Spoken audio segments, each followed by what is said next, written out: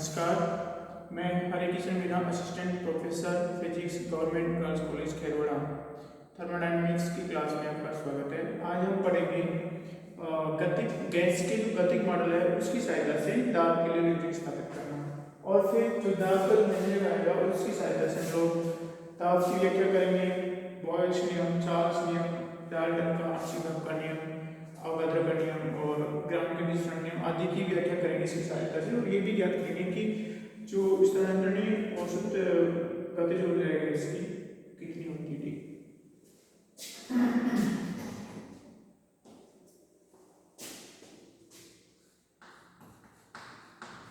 Gas के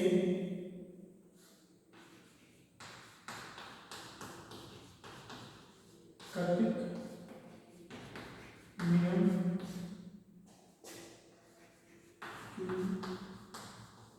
सहायता से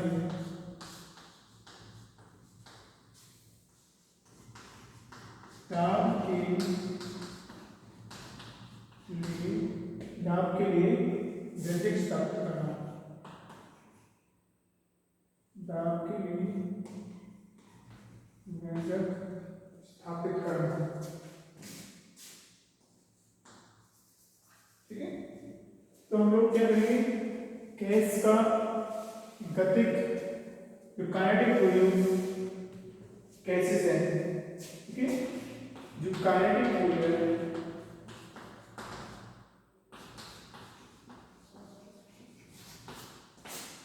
वॉल्यूम गैसेस है उसकी सहायता से हम लोग किसी गैस के आदर्श गैस के लिए दाब का व्यंजक स्थापित करेंगे।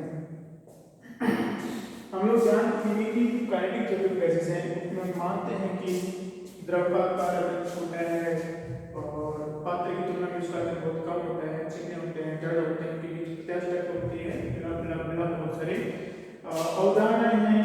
अवधारणाओं को हम लोग ध्यान में रखते हुए आदर्श गैस के लिए दाब का व्यंजक स्थापित करेंगे। आदर्श गैस में हम लोग मानते हैं कि उनके बीच में कोई आकर्षण बल नहीं होता है, उसके बीच में एरोडायनामिक होता है। ठीक है, तो हम लोग क्या करते हैं, पहले एक पात्र लेते हैं। ठीक है, हम लोग पात्र को ही लेते हैं। इधर कैलकुलेशन करने में आसानी है। हम लोग एक पात्र लिया और इस पात्र की जो साइड्स हैं, इस पात्र की जो साइड्स हैं उनको क्रमशः हम लोग एक्स, वाई और जेड डायरेक्शन में लेते हैं। ठीक है, इसमें हमारे पास ये पात्र है, ये हमारा पात्र है। ठीक है, इस पात्र की हम लोग इस डायरेक्शन को लेंगे, जैसे ये हमारा जेड डायरेक्शन है, ये हमारा एक्स डायरेक्शन है और ये हमारा वाई डायरेक्शन है। अब हम लोग एक्स डायरेक्शन में जो हमारा पात्र है उसकी जो दीवार है, ये दीवार, ठीक है, उस पे हम लोग कितना गैस द्वारा दाब डालना है, पहले एक पे हम लोग विचार करते हैं, उसके बाद में कैलकुलेट करेंगे। हम लोग पहले मानते हैं कि इस पात्र के अंदर कोई आदर्श गैस भरी हुई है, ठीक है, जिसका दाब P है। कोई आदर्श गैस इसके अंदर, ठीक है, जिसमें आदर्श गैस का कुल दाब हमारा P है, और इस पात्र का आयतन कितना है, इस पात्र का आयतन P है, और इस पात्र में जो आदर्श गैस भरी हुई है उस आदर्श गैस के प्रत्येक अणु का द्रव्यमान एक समान है, और वो द्रव्यमान हमारा m है। ठीक है, आदर्श गैस का दाब P है, उसमें इसका आयतन है, इसका V है, और इसका जो प्रत्येक अणु है उसका द्रव्यमान m है, स्मॉल m है। ठीक है, उसके अलावा इस पात्र की दीवार है, उस दीवार की प्रत्येक भुजा की लंबाई l है। तो ऑफ कोर्स प्रत्येक भुजा की लंबाई l है, तो हमारा जो पात्र है उसका आयतन कितना आ जाएगा, l क्यूब आएगा। और जो साइड्स है, इन साइड्स का हमारा कितना, इनका क्षेत्रफल आएगा, वो l बाई l आएगा क्षेत्रफल। जैसे हमें कोई एक साइड है एक्स एक्सिस पे और इस साइड का हमारा ये भी एल है, बी एल है, एल एल है, तो इसका क्षेत्रफल कितना आया हमारा ए इक्वल टू एल स्क्वायर, इसका क्षेत्रफल आएगा। ठीक है, और हमारे पास इस पात्र के अंदर जो गैस है उस गैस में कुल अणु की संख्या n है। क्या है? n है। और किसी आयवी कण का वेग हमारे पास ci है। ठीक है, ci किसी आयवी कण का वेग है। तो हम लोग कह सकते हैं कि हमारे पास में एक एल भुजा का एक घन है जिसका आयतन एल क्यूब v है, उसके अंदर किसी आदर्श गैस के n अणु है और आदर्श गैस के प्रत्येक अणु का द्रव्यमान m है और किसी ताप T पे है। ये जो गैस भरी हुई किसी ताप T पे है। ठीक है, गैस का ताप T है और इस ताप के कारण जो अणु है उनका वेग है ci। ci मींस किसी पहला कण है उसका वेग c1 हुआ, दूसरा कण है उसका c2, फिर c3, c3 और ऐसे। ठीक है, इस प्रकार से इनका वेग है। हम लोग क्या करते हैं, जो हमारा ci है, ठीक है, हम लोग क्या करते हैं, ci है उसका हम लोग x अक्ष की दिशा में उसका वेग हम लोग ui मानेंगे, y अक्ष की डायरेक्शन में वेग का जो कंपोनेंट होगा वो vi मानेंगे और wi मानेंगे हम लोग z अक्ष के साथ। ठीक है, इसका कंपोनेंट है ci। ये हमारा x डायरेक्शन में है, x डायरेक्शन में ये है, ये y डायरेक्शन में है और ये z डायरेक्शन में। ये इनके हमारे वेग के कंपोनेंट हैं इन डायरेक्शनों में किसी आयव्य कण के। ठीक है, तो हम लोग इस बॉक्स के अंदर क्या है क्या नहीं है, कौन सी गैस भरी हुई है, इसका द्रव्यमान कितना है, वेग कितना है, प्रेशर कितना है और आयव्य कण का वेग कितना है ci। आयव्य कण का वेग जो ci है उसके x डायरेक्शन में कितना कंपोनेंट है, y डायरेक्शन में क्या कंपोनेंट है, z डायरेक्शन में क्या कंपोनेंट है, टेंपरेचर कितना है इसका। ठीक है, भुजा कितनी है, इसका कितना है। अब हम लोग क्या है आदर्श गैस जो गैस की काइनेटिक थ्योरी है उसको हम लोग यहाँ पे अप्लाई करते हैं कि आपका जो कण है इसको हमने एक पार्टिकल ले लिया, इसका द्रव्यमान m होगा। ठीक है, इसका द्रव्यमान m है, ये आगे से पहला पार्टिकल है तो ci में इसी गतिशील होगा, x डायरेक्शन में आपका इसका वेग होगा q1 होगा, y डायरेक्शन में v1 होगा, z डायरेक्शन में। ठीक है, इस प्रकार से हम लोग ज्ञात करते हैं। तो हम लोग क्या करते हैं, एक पार्टिकल लेते हैं, क्या लेते हैं, एक पार्टिकल लेते हैं और इसका एक कण लेते हैं, इसका एक कण लेते हैं, इसका द्रव्यमान m होगा, मानेंगे उसका वेग c1 है। ठीक है, c1 है और इस c1 का x डायरेक्शन में कितना है u1, y डायरेक्शन में v1 और z डायरेक्शन में w1 इसका वेग है। ठीक है, q1, v1 और w1।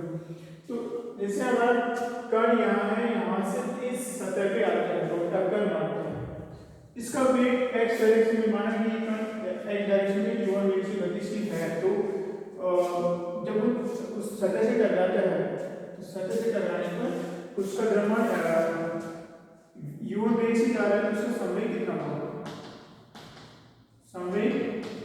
संवेग होगा उसका m(q1), उसका संवेग m(q1) होगा, इस सतह से टकराएगा। अब टकराने के बाद में चूंकि जो काइनेटिक थ्योरी है उसने माना है कि इसकी दीवार भी रिजिड है और कण और दीवार के बीच टक्कर होगी, प्रत्यास्थ टक्कर के पश्चात वो वापस उसी संवेग से लौटा है। ठीक है, तो x डायरेक्शन में जा रहा है तो वापस विपरीत दिशा में उसका संवेग कितना होगा, -10u1। ठीक है, ये तो हमारा x डायरेक्शन है, ये हमारा -1 डायरेक्शन। टक्कर के पश्चात दीवार से कण इधर से जाएगा, दीवार से टक्कर लगाएगा, तो टक्कर लगाने से पूर्व उसका वेग कितना था u1, तो समय कितना हो गया m1। और टक्कर लगाने के पश्चात क्योंकि टक्कर प्रत्यास्थ है तो उसका वेग कम नहीं होगा, तो समय होगा हमारा एन यू वन। ठीक है, तो समय में परिवर्तन कितना हो गया, समय में परिवर्तन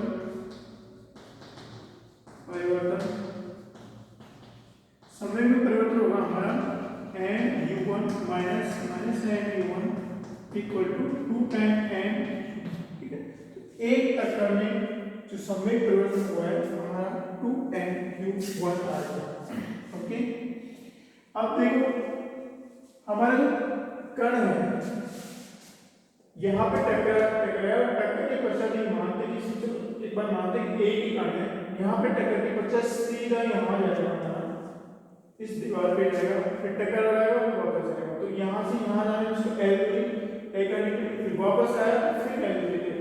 तो एक कण है तो इस पे टक्कर लगाने के पश्चात वापस दोबारा टक्कर लगाएगा तो उसको कितनी दूरी तय करनी पड़ेगी, 2l दूरी तय करनी पड़ेगी, उसको 2l दूरी तय करनी पड़ेगी।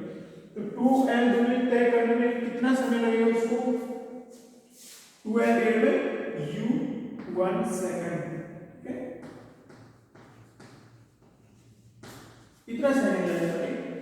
तो दो ये क्या है 2l डिवाइडेड बाय u1 क्रमागत दो टक्करों के बीच में कितना समय लगा वो हमारा 2l डिवाइडेड बाय u1 है। तो एक टक्कर मारने के पश्चात दूसरा टक्कर मारने जाएगा तो ये कितना सेकंड लगेगा। ठीक है, तो एक टक्कर में लिया गया समय है, ठीक है, ये क्या है एक टक्कर में लिया गया समय।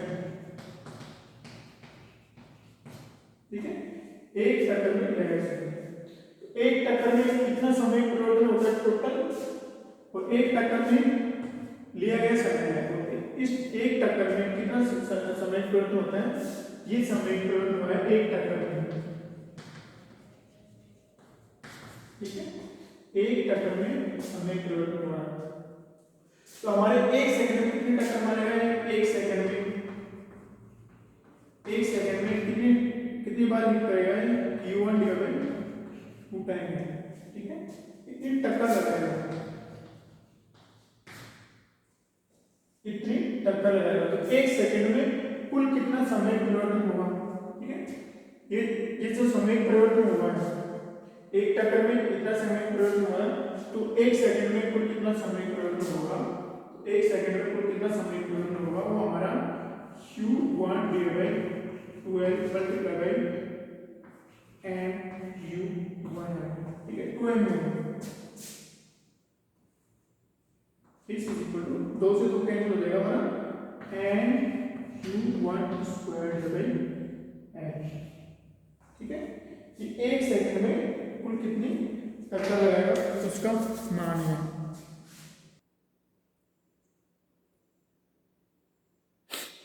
ठीक है, तो ये हमारा एक सेकंड में कुल कितना समय परिवर्तन हो रहा है। अब देखो जो समय परिवर्तन की दर क्या होती है वो हमारे बल के बराबर आती है, तो ये आ गया हमारा बल आ गया। ठीक है, कितना आ गया बल, समय एक सेकंड में कितना समय परिवर्तन हो रहा है, ये हमारा कुल बल आ गया। एक टन द्वारा कितना बल सतह पे लगाया जाएगा एक सेकंड, तो वो हमारा बल आ गया। ठीक है, यहां से हम लोग क्या ज्ञात कर लेते हैं, यहां से हम लोग ज्ञात कर लेते हैं दाब ज्ञात कर लेते हैं। ठीक है, तो हमारा जो P1 आएगा बल बटा क्षेत्रफल आएगा, क्या आएगा बल बटा क्षेत्रफल। तो बल कितना आ रहा है हमारा ये, तो हम लोग देखो n u1 square divided n।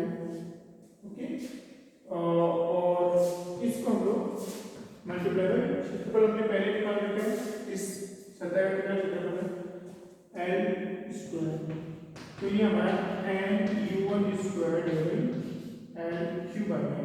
Okay, और l की क्या है हमारा v है, तो हम लोग इसको n u1 स्क्वायर डिवाइडेड इसको v लिख देते हैं। ठीक है, टोटल v आ गया। अब देखो ये तो हमने सिर्फ एक कण के लिए लिया था, हमारे पास n कण है, तो सपोज करो हमारे पास C2 है, उसका x डायरेक्शन में वेग u2, y डायरेक्शन में v2 और z डायरेक्शन में w2। और इसी प्रकार से हमारा जो Cn है उसका un, pn और wn इन डायरेक्शन में x y z डायरेक्शन से ले लो। तो हम क्या करते हैं, पहले टोटल n कणों का x डायरेक्शन में हमने कुल दाब ज्ञात कर लेते, ठीक है। तो हम लोग ज्ञात करते देखो, तो हमारे पास px आएगा, क्या आएगा, px आएगा, जो हमारा px आएगा वो आएगा, ये तो क्या है पहले कण के लिए, सभी कणों के लिए निकाल लेते हैं लोग। तो px इक्वल टू हमारा आएगा m और v कॉमन है, वैसे m u1 square divide by v plus m u2 square divide by v plus m un square divide by pn। तो ये हमारा सभी कणों द्वारा इस सतह पे डाला गया बल है, ठीक है, x डायरेक्शन में। इसी प्रकार से y डायरेक्शन के लिए निकाल लेते हैं लोग, py equal to m u की जगह v की जगह जो हमारा u है, ये जो हमारा u है ये हमारा कैपिटल v है, ठीक है, क्योंकि ये हमारा आयतन है और ये कैपिटल v है, ये u है,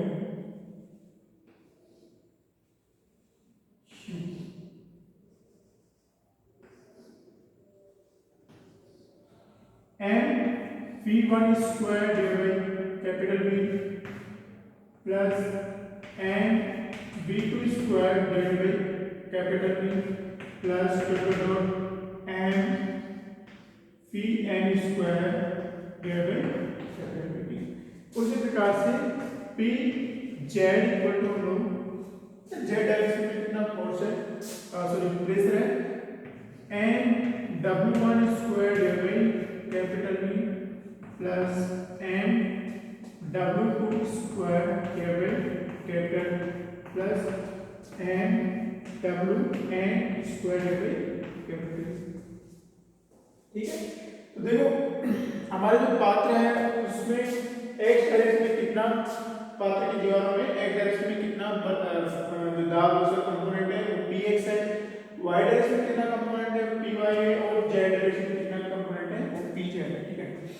क्योंकि हम लोग याद करते हैं कि जो px py pz ये क्या है, x y z तीनों डायरेक्शन, यहाँ पे हमारा टेम्परेचर कांस्टेंट है, वॉल्यूम कांस्टेंट है, तो यहाँ पे जो हमारा px py pz है वो क्या है, वो बराबर आना चाहिए, क्योंकि प्रत्येक सतह के तापमान समान एक समान रूप से डिस्ट्रीब्यूटेड होना चाहिए। तो हमारा क्या होगा, px equal to py equal to pz, ठीक है, ये होगा हमारा px py equal to pz होगा। तो हम लोग इसको भी क्या करने से पहले क्या कर लेते हैं, यहाँ से देखो इधर लिख देते हैं ऐसे,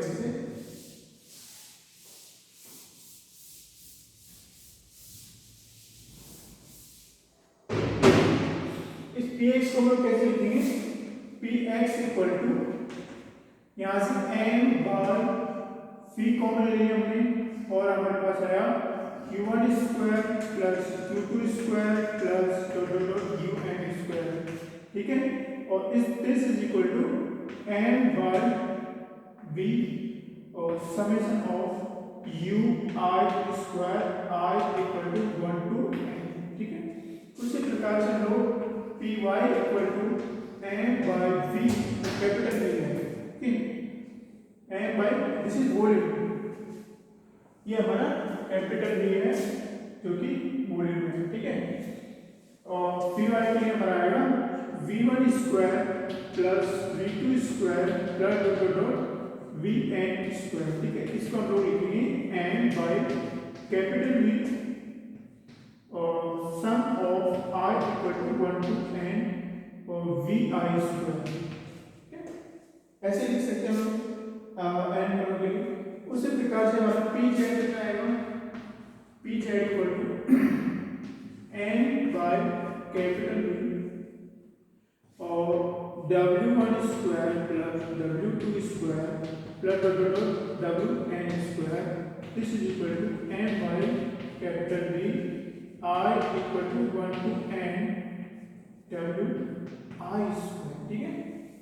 क्योंकि हमारा ये px py pz ये किसके बराबर है, p के बराबर है। x y z कोई सी भी डायरेक्शन में हम लोग अगर दाब का व्यंजक देखेंगे तो एक समान आता है तो हमारा ये p के बराबर है। तो हम लोग क्या करते हैं, दिस इज आल्सो p, ये भी हमारा p है, ये भी हमारा p है और ये भी हमारा p है। हम लोग तीनों को जोड़ देते हैं तो तीनों को जोड़ा तो हमारा क्या आएगा, देखो px प्लस py प्लस pz, this is equal to 3 time p, okay. तो 3 टाइम p क्या होगा हमारा, तीनों को ऐड कर दिया हमने, ठीक है। इसको ऐड कर दिया, इसको ऐड कर दिया, इसको ऐड किया, तो देखो क्या आएगा। मैं थोड़ा लंबा करके यहाँ पे लिख देता हूँ ना, ठीक है। इक्वल टू देखो m बाई v और ऐसे कैसे आएगा, u1 square plus u2 square plus un square plus m by v v1 square plus v2 square plus vn square plus m by capital V w1 square plus w2 square plus wn square, n from v निकाल करेंगे तो सब में हमारा common क्या है, m by v common आ रहा है। तो हमारा 3p कितना होगा, 3p equal to m by v और m by v ui square, okay, m by v ui square plus और देखो m बाई v को मुझे यहाँ पे u1 स्क्वायर है, यहाँ पे v1 स्क्वायर है, w1 स्क्वायर है, जोड़ दे साथ में, ठीक है। u1 square v1 square plus w1 square plus u2 square plus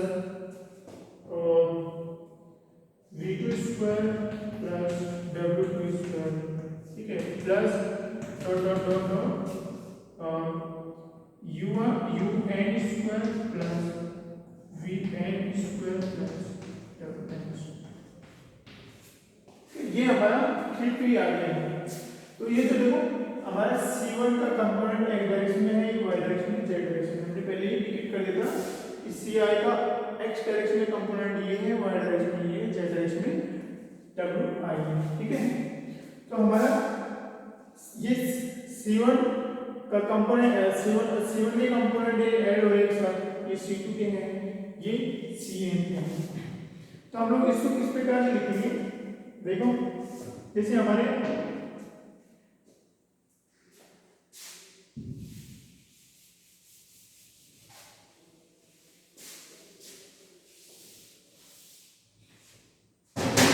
ये c है तो हम लोग इसको लिखेंगे c1 square equal to u1 square plus v1 square plus w1 square, ये हमारा c1 स्क्वायर आएगा और ये हमारे यहाँ से हमारा c2 स्क्वायर कितना आएगा, u2 square plus p2 square plus w2 square और यहाँ से हमारा cn स्क्वायर इक्वल टू कितना आएगा, qn square plus vn square plus wn square, इस तरह से आएगा, ठीक है। तो हम लोग इनको इनसे रिप्लेस करते हैं तो हमारा 3p कितना आता है, हमारा जो 3p आएगा 3p equal to m by capital V c1 square plus c2 square plus c3 square plus cn square, ठीक है, क्या आ गया cn स्क्वायर। तो ये हमारा पहले कण का दूसरे कण का गैस का जो हमारा अणु आ रहा है उसका तीसरे अणु का है, इस तरह से n में अणु का है और ये हमारा c1 square c2 square c3 square cn square क्या, इसको हम लोग समेशन के रूप में लिख सकते हैं। क्या लिखेंगे, समेशन के रूप में हम लोग लिखेंगे,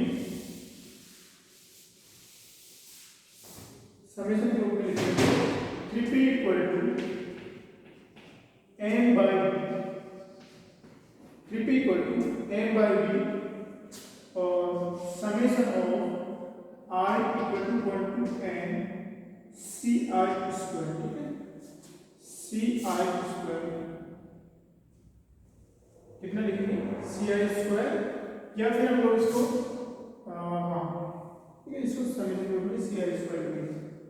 तो ये हमारा दाब का व्यंजक आ गया, ठीक है। और ये हम लोग चाह रहे हैं इसको एक टी को यहाँ पे लिख सकते हैं, लेकिन अभी लिखेंगे, ठीक है, या लिख देते हैं हम लोग, जो हमारा p है वो आएगा n 1/p n divide by v, n divide by v ये वॉल्यूम है, ठीक है, और summation of C I square, ठीक है, ये हमारा p आ गया, ओके।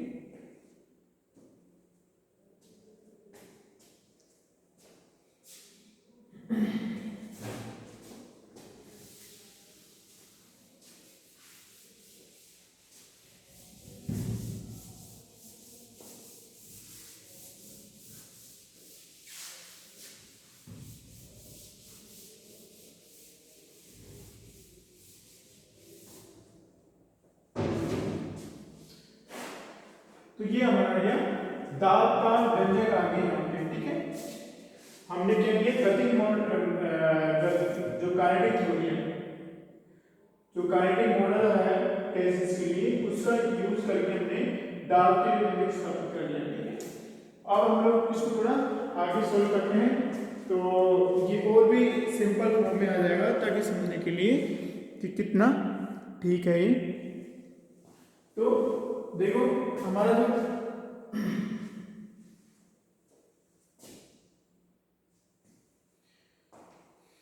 जो सी आई है उसको हम लोग इस प्रकार से याद करते हैं, तो हमारा माध्य वेग है, माध्य वेग कितना आएगा, वर्ग माध्य वेग, वर्ग माध्य वेग, वर्ग माध्य वेग कितना है हमारा सी स्क्वायर, ठीक है।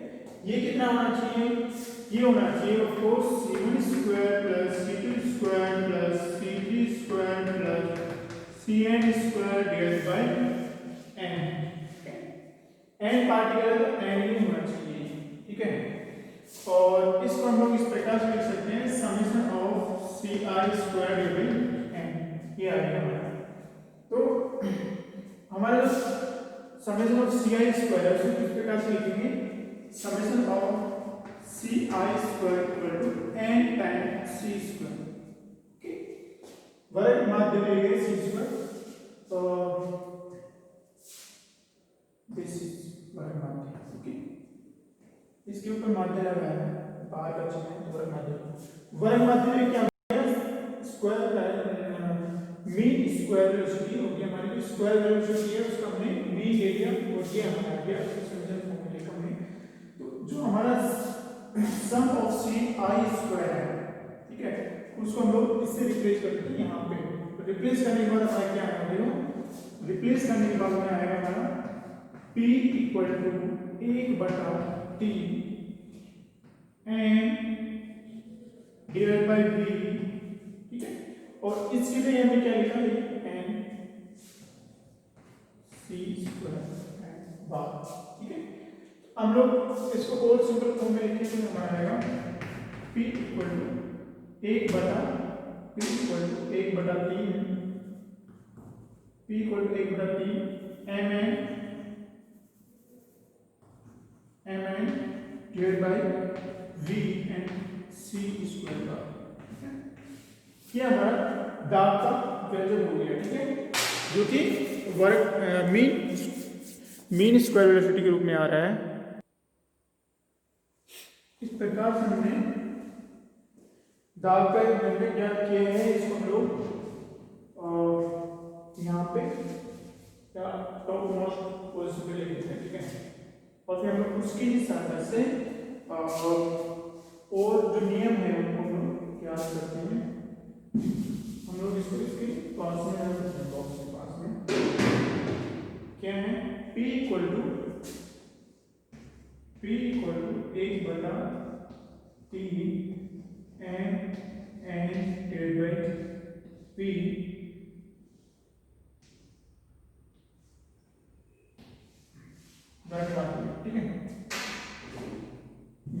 दाब का व्यंजक निकालिए। इससे हम लोग क्या हमारा दाब का व्यंजक है, इससे हम लोग जो आदर्श गैस के समीकरण के साथ जो नियम है आदर्श गैस के बारे में, चार्ल्स का नियम, बोयल्स का नियम है, डाल्टन का, ब्राह्मण का, किस जो भी नियम है उन सबको हम लोग इसके साथ कैसे याद करते हैं। तो सबसे पहले हम लोग क्या करते हैं, ताप की व्याख्या करते हैं इसके साथ। तो पहला काम ये हमारा ताप के लिए व्यंजक आ गया, ताप के लिए व्यंजक आ गया ये हमारा, ठीक है। अब हम लोग क्या करेंगे, ताप की व्याख्या करेंगे। ताप की व्याख्या, अगर ताप की व्याख्या करते हैं तो ताप की व्याख्या करने के बाद में हमारे पास जो समीकरण आएगा वो आदर्श गैस का समीकरण आएगा इसके साथ, ठीक है। और जो थर्मोडायनामिक्स में जो ताप है वो क्या होगा, किसी गैस की स्थानांतरित गतिज ऊर्जा होती है, स्थानांतरित गतिज ऊर्जा वो उसके ताप की, ठीक है।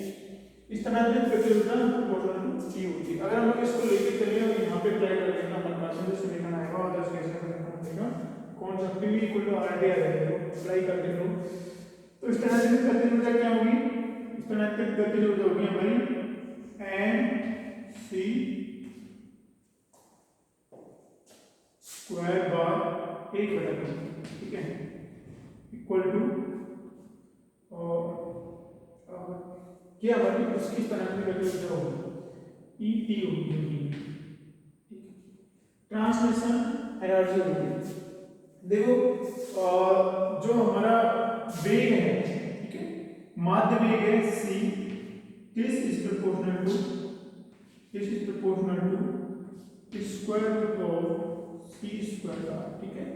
ये स्थापित है कि this is equal to this, तो हमारा c माध्य वेग, ये माध्य वेग है और इसकी स्क्वायर है, दिस इज इक्वल टू, ठीक है। यहाँ पे हम लोग इसी कॉन्सेप्ट का यूज करते हैं,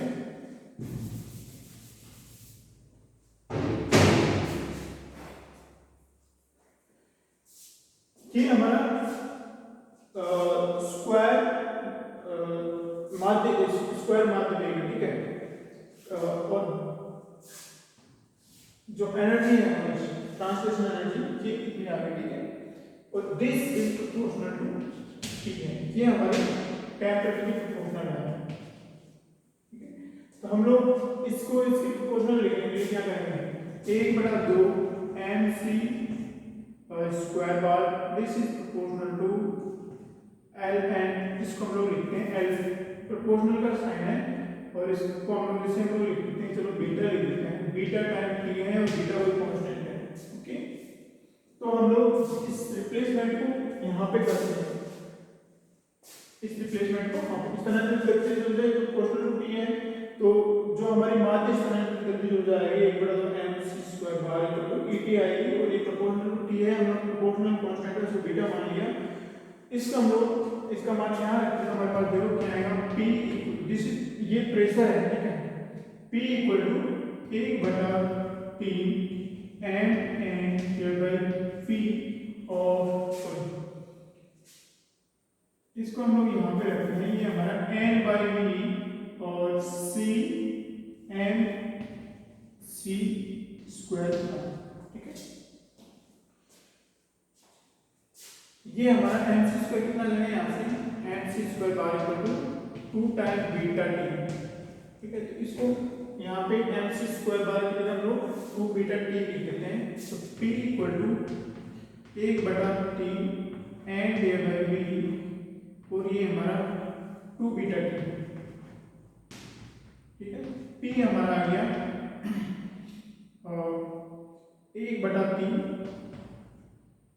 1/3 हमारा 2/3, ठीक है, 2/3 n 2/3 beta divide by v, और ये n t आ गया, v है हमारा एक कैपिटल V है, इस v को हम लोग इधर ले लिए, तो हमारा pv इक्वल टू, ठीक है, pv इक्वल टू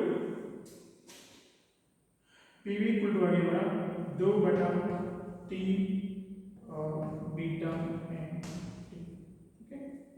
देखो हमारा यहाँ पे 2/3 कांस्टेंट है, बीटा भी कांस्टेंट है, हमने यहाँ पे ये इसको प्रोपोर्शनल कांस्टेंट लिया था।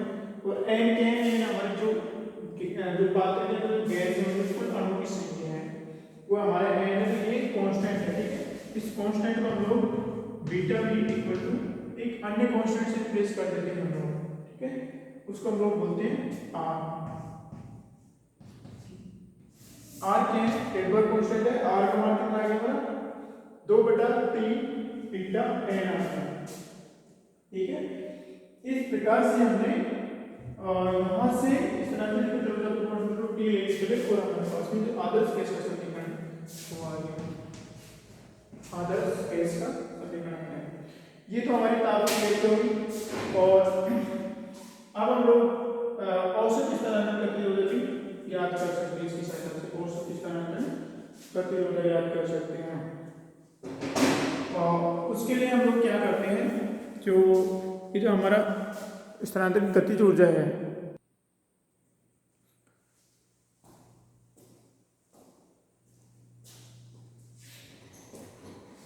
तो ये तो हमने तापमान लगी थी। अब हम लोग दूसरे नंबर पे लिखे हैं और औसत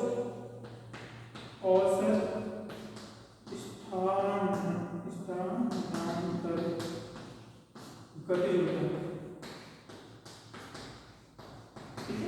औसत स्थानांतरण गतिज ऊर्जा, क्योंकि ये हमारा औसत वेग के लिए है c² बार औसत वेग स्क्वायर। तो हम लोग औसत स्थानांतरण गतिज ऊर्जा कितनी आएगी हमारे 1/2 mc² बार, ये औसत स्थानांतरण गतिज ऊर्जा है। और इसका मान कितना है हमारा बीटा टी है, इसका मान कितना है बीटा टी। इसको हम लोग ऐसे लिख सकते हैं ई टी और एवरेज लिख सकते हैं, औसत स्थानांतरित गतिज ऊर्जा। तो औसत स्थानांतरित गतिज ऊर्जा निकालने के लिए हमको बीटा का मान कैसे करना पड़ेगा। अभी हमने जो कैलकुलेशन की थी हमने, यहाँ से इन दोनों समीकरणों से हम बीटा का मान निकालेंगे, देखो। इससे हमारा इसको हमने इसके बराबर रखा r के बराबर, इस कांस्टेंट इसको हमने 2/3 beta and this is equal to r के बराबर। और r क्या है, कैश लेता हूं या रेगुलर कांस्टेंट जो भी कहना आप उचित समझे वो है, ठीक है। तो हम लोग बीटा का मान ज्ञात करते हैं, बीटा इक्वल टू ये उल्टा हो जाएगा 3/2 r/n, ये हमारा बीटा का मान है। तो हम लोग बीटा का मान यहाँ पे रख देते हैं, तो हमारे औसत स्थानांतरित गतिज ऊर्जा कितनी आ जाएगी Et bar this is equal to 3/2 r/n/t, ठीक है। ये हमारी औसत स्थानांतरित गतिज ऊर्जा है। अब यहाँ पे r/n है, औसत स्थानांतरित गतिज ऊर्जा कितनी आ गई 3/2 r/n/t। इस r/n को हम लोग क्या लिख सकते हैं, इस r/n को हम लोग एक अनदर कांस्टेंट के रूप में लिखते हैं, r/n equal to this is t, और ये हमारा बोल्ट्जमान है, बोल्ट्जमान क्या है, बोल्ट्जमान कांस्टेंट है। तो हम लोग इसको r/n को चीज लिखते हैं, तो हमारी Et कितनी आ जाएगी, Et एवरेज कितनी आ जाएगी, ये आ जाएगी 3/2 kT, कितना की 3/2 kT। इस प्रकार से हमने ताप की व्याख्या की। ताप की व्याख्या करने के पश्चात पहले तो हमने क्या किया, जो कार्डिक मॉडल है गैस का, उससे हमने दाब के लिए स्थापित किया। फिर दाब के बाद हमने ताप की व्याख्या की इस तरीके से। फिर इससे हमने जो हमारी आदर्श गैसेस के लिए औसत स्थानांतरण गतिज ऊर्जा ज्ञात की, जो कि हमारी कितनी आ रही 3/2 kT आती है आदर्श गैस के लिए। अब हम लोग क्या करते हैं, बॉयल्स के नियम की व्याख्या करते हैं इसकी सहायता से। ताप का जो व्यंजक है उसकी सहायता से बॉयल्स के नियम है उसकी व्याख्या करते हैं।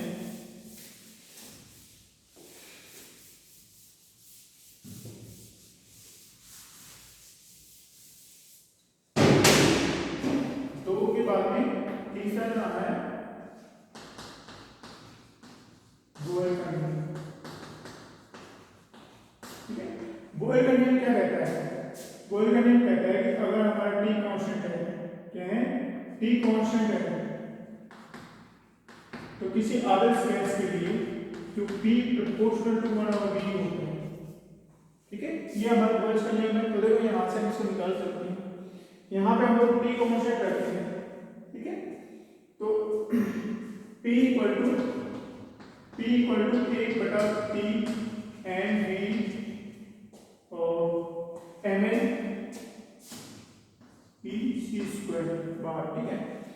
तो हम लोग यहाँ पे T कांस्टेंट रखेंगे तो क्या होगा, क्योंकि जो हमारी 1/2 mc square bar this is proportional to T है, ठीक है। ये हमारी स्टैंडर्ड में पता चलता है ये किसके प्रोपोर्शनल है, ताप के। अगर ये ताप कांस्टेंट है, ये नियत है,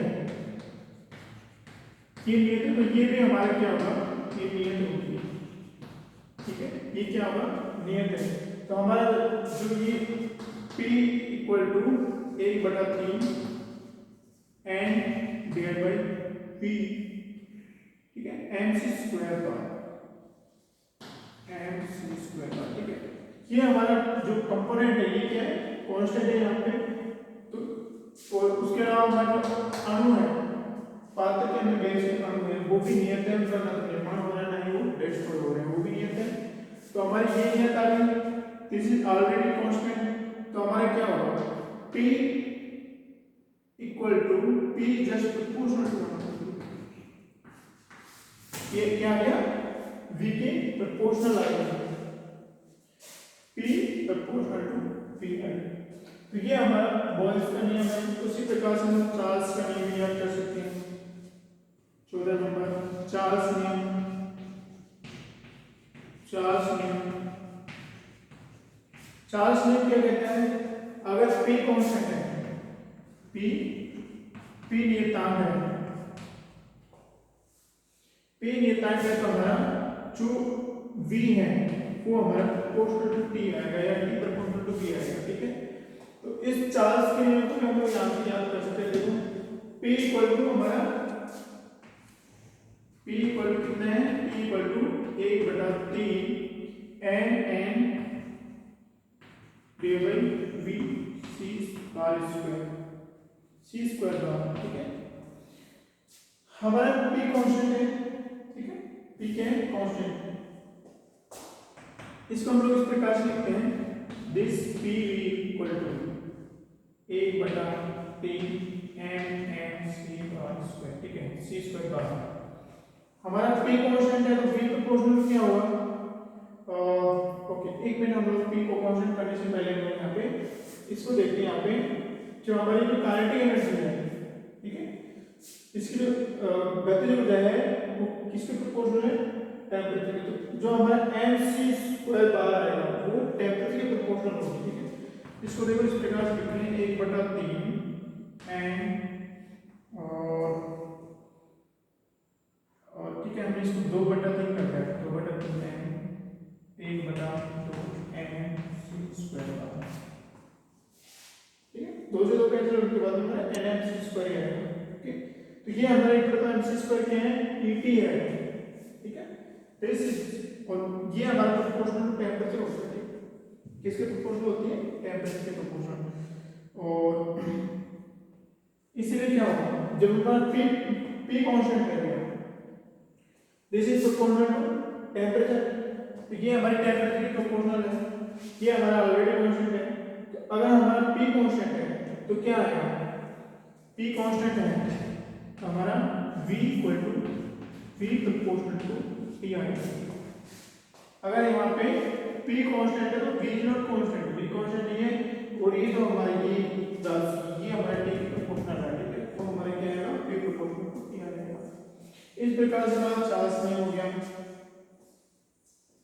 उसके बाद में हम लोग एवोगाड्रो का नियम याद करते हैं, एवोगाड्रो का नियम।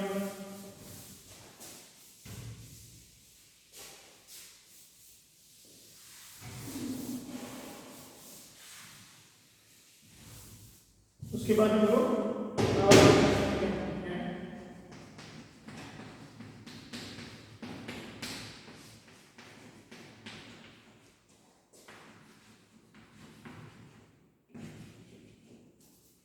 ये नियम क्या कहते हैं, ये नियम ये कहते हैं समान ताप, ठीक है। जैसे हमारे पास में 2 गैसें हैं, ठीक है, तो समान ताप दोनों गैसों का ताप समान है।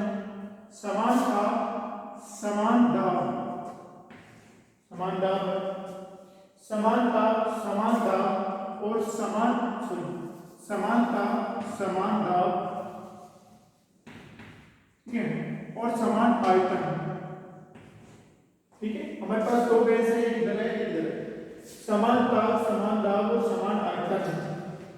इसमें किन्हीं दो गैसों के अणुओं की संख्या N1 N2, अगर अणुओं की संख्या N1 N2 हो तो क्या होगा, N1 = N2।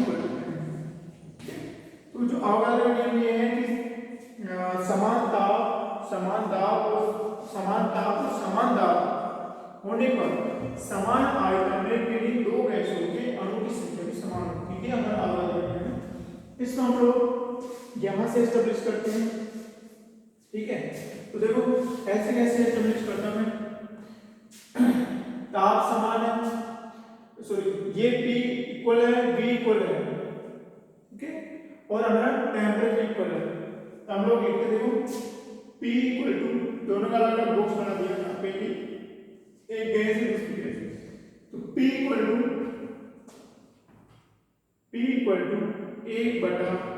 1/3 M1, क्योंकि इसमें हमने इसमें जो गैस है इधर गैस है उसका हमने जो अणु है उनका हमने द्रव्यमान M1 लिया है और उनमें जो अणु की संख्या M1 ली और ये हमारा वॉल्यूम बराबर है। ठीक है, और इसको हमने C1 ले लिया, ठीक है, C1²। और इधर हमारा क्या होगा, P इक्वल टू 1/3 M1 की जगह M2 N2 divide by V C2²।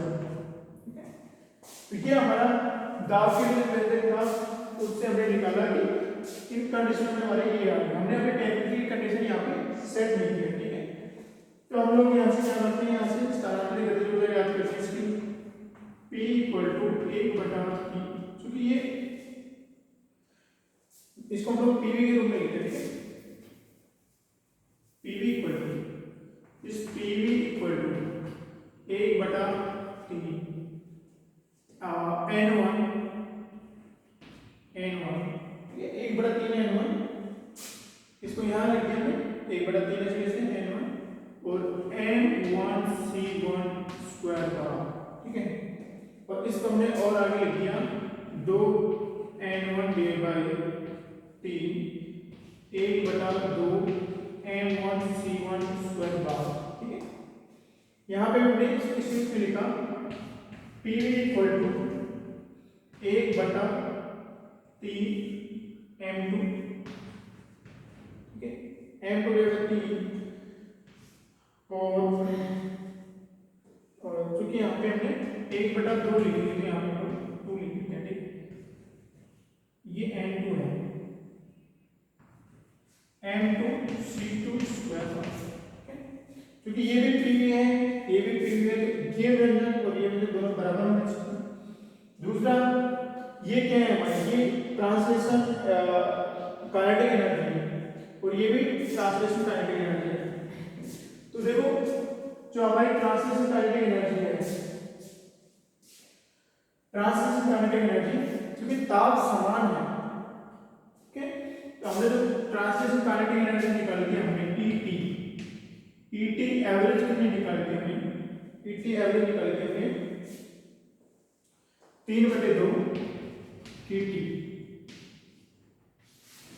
ये हमने निकाली थी। हम इसके बारे में थोड़ा बोलना भूल गए थे कि औसत काइनेटिक एनर्जी होती है किसी आदर्श गैस की, वो हमारे लिए ये तो कांस्टेंट है, ये टेम्परेचर वो हमारे टेम्परेचर के प्रोपोर्शनल होती है और उस गैस के अणु का कितना द्रव्यमान है उस बात पे बिल्कुल निर्भर नहीं करती कितना द्रव्यमान उसका अणु का। ठीक है, तो जैसे यहाँ पे M1 है या M2 है, इस बात पर डिपेंड नहीं करेगी हमारी औसत काइनेटिक एनर्जी कितनी आएगी, 3/2 KT, हम 3/2 KT लिखेंगे अभी।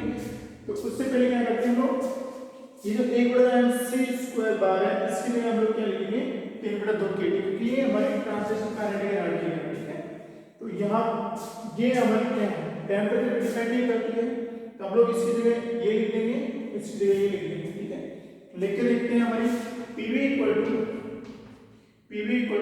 2n1/3 और ये आ गई हमारी ईटी एवरेज, ठीक है। ये भी हमारे PV equal to 2n/3 ET average, ये ट्रांसलेशन क्वालिटी में रहने चाहिए।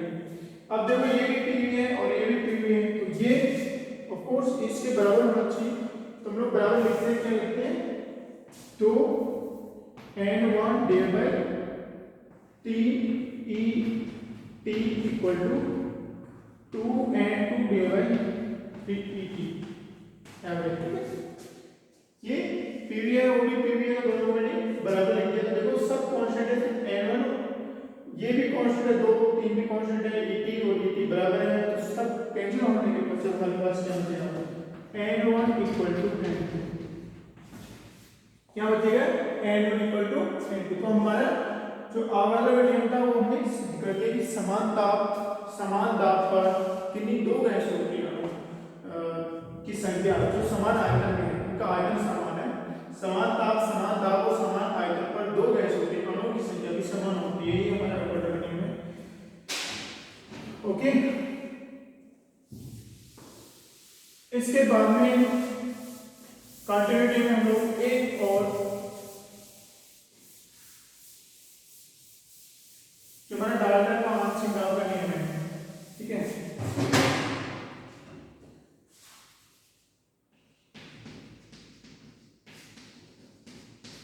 डाल्टन का आंशिक दाब का डाल्टन का आंशिक दाब का नियम क्या कहता है कि यदि हम लोग इस बॉक्स के अंदर गैसों का मिक्सचर लें तो जो कुल दाब होगा हमारा P इक्वल टू वो हमारे उनके आंशिक दाबों के बराबर होगा।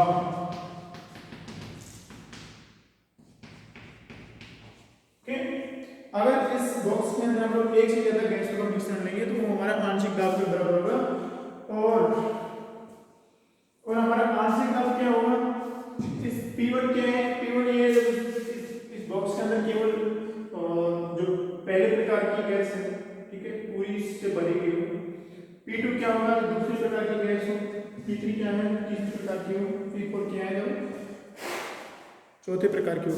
तो इस प्रकार से डाल्टन का आंशिक दाब के नियम के अनुसार किसी बॉक्स में यदि गैसों का मिश्रण है तो उन गैसों के मिश्रण के द्वारा उस बॉक्स की दीवारों पे जो टोटल हमारा दाब डाला जाएगा उन सब गैसों की आंशिक दाब के योग के बराबर होगा। इसको भी हम लोग सिद्ध करेंगे।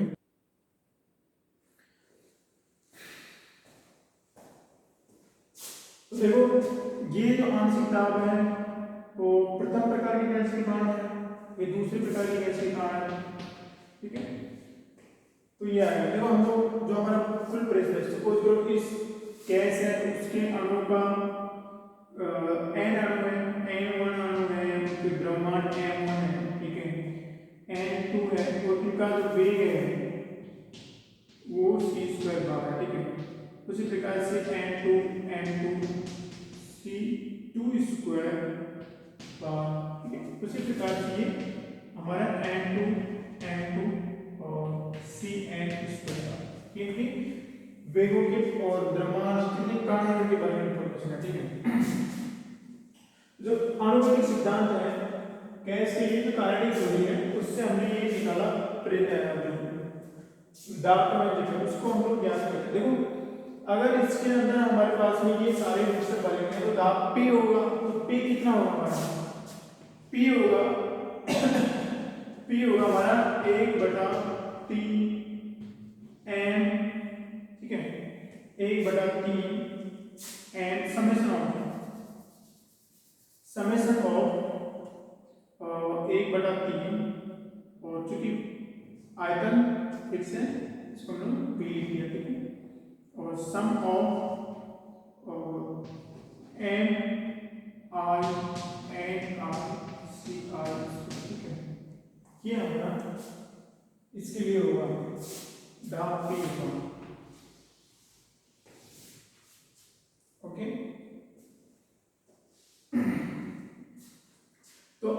ज्ञात करेंगे कि ये इनके योग के बराबर ही होते हैं। अब निकालते देखो P1 कितना आएगा हमारा, P1 आएगा हमारा 1/3 V, 1/3 V। आयतन समान है M1 N1 C1 square. Okay, उसी प्रकार से हमारा P2 आएगा, उसी प्रकार से हमारा P2 आएगा 1/3 N2 C2 स्क्वायर। ठीक है, उसी प्रकार से हमारा P3 आएगा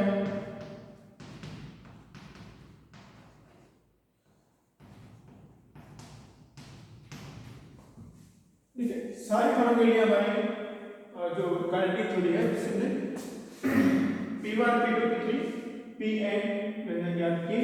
ज्ञात करने के बाद हम लोग सबको ऐड करके आंशिक दाब का समीकरण आएगा। ये P आंशिक दाब क्या होगा, जब एक पूरी गैस एक ही प्रकार की गैस, ये पूरा जो आयतन है वो एक ही प्रकार की गैस द्वारा भरा जाता है। ठीक है, फिर उनको उतने ही आयतन हम लोग मिक्स करके इसके अंदर डाल देते हैं।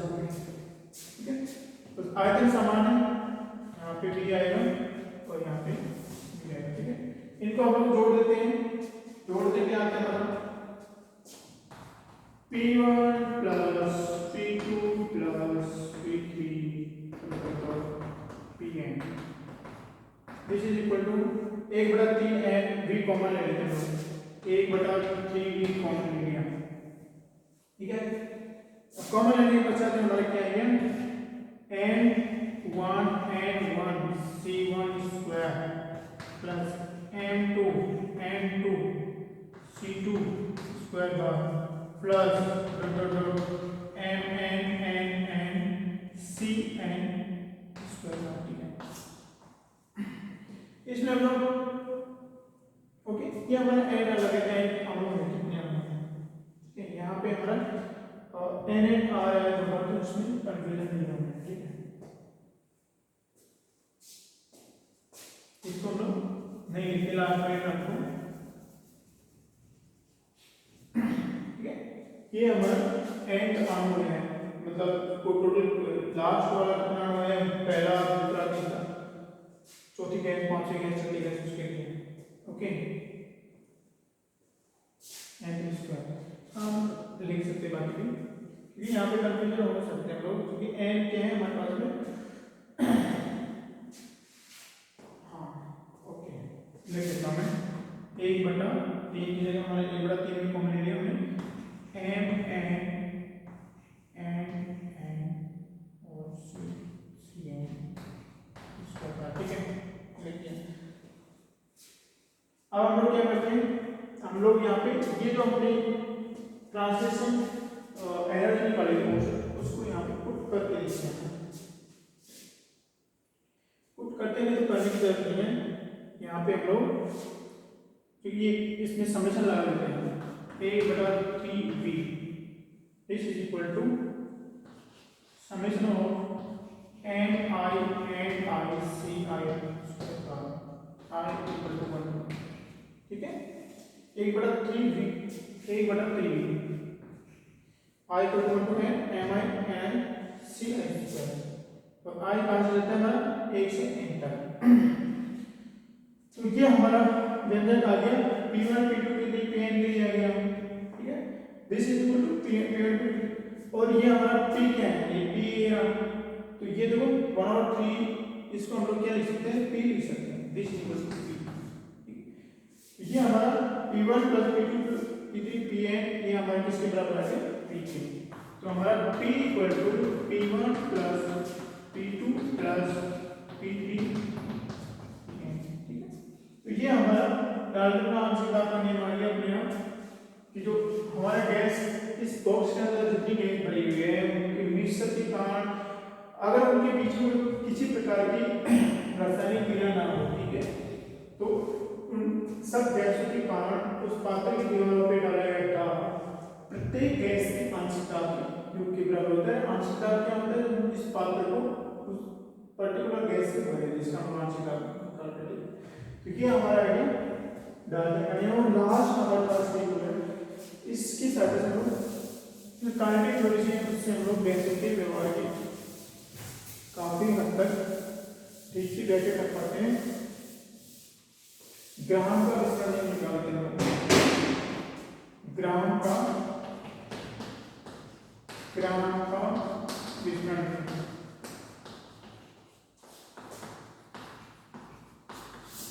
क्या निकालेंगे? ग्राम का विस्तार नियम। ग्राम का विस्तार नियम निकालने के लिए मतलब किसी पात्र में तो उसमें से जो गैस निकलेगी, ठीक है, उसका जो औसत वेग होगा वो हमारा प्रोपोर्शनल होता है 1 और उसके घनत्व के प्रोपोर्शनल होता है, ठीक है, घनत्व के प्रोपोर्शनल होगा। हमने यहाँ से घनत्व के रूप में हमने दाब और संयोजन ज्ञात नहीं किया था, उसको घनत्व के रूप में ज्ञात कर रहे थे, ठीक है, इसके रूप में घनत्व के रूप में ज्ञात कर रहे थे। और फिर हम लोग घनत्व से ज्ञात करेंगे। तो देखो P इक्वल टू किसी पात्र में कोई गैस भरी हुई है, उसका दाब है P, this is equal to 1/3 mn divided by capital P c square दाब, ठीक है। m किसी एक अणु का द्रव्यमान है, n कुल अणु की संख्या है, तो mn क्या हो गया? पूरे अणु का द्रव्यमान हो गया, ठीक है। तो इस पात्र के अंदर कुल कितना द्रव्यमान है गैस का, वो हमारा mn आ गया। और इस पात्र का आयतन कितना है? V है, तो इसका जो घनत्व होगा, ठीक है, घनत्व क्या होता है? घनत्व इक्वल टू, घनत्व को हम लोग रो से रिप्रेजेंट करते हैं, इक्वल टू द्रव्यमान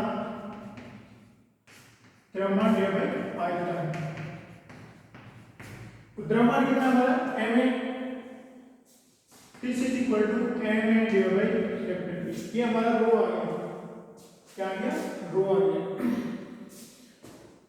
तो हम लोग mn डिवाइडेड बाय V को यहाँ रिप्लेस करते हैं, दिस इज इक्वल टू 1/3 और ये हमारा रो आ गया, क्या आ गया? रो और c square,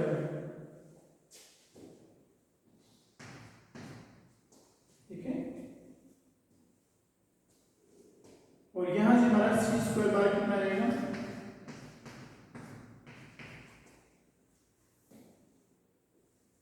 3p divided bye कितना आ गया? 3p डिवाइडेड बाय, और इसका स्क्वायर रूट क्या होगा? ये हमारा वर्ग माध्य वेग है, क्या है? वर्ग माध्य वेग है। और इसका स्क्वायर रूट करेंगे हम लोग, ये क्या हमारा वर्ग माध्य वेग है, वर्ग माध्य वेग, ठीक है।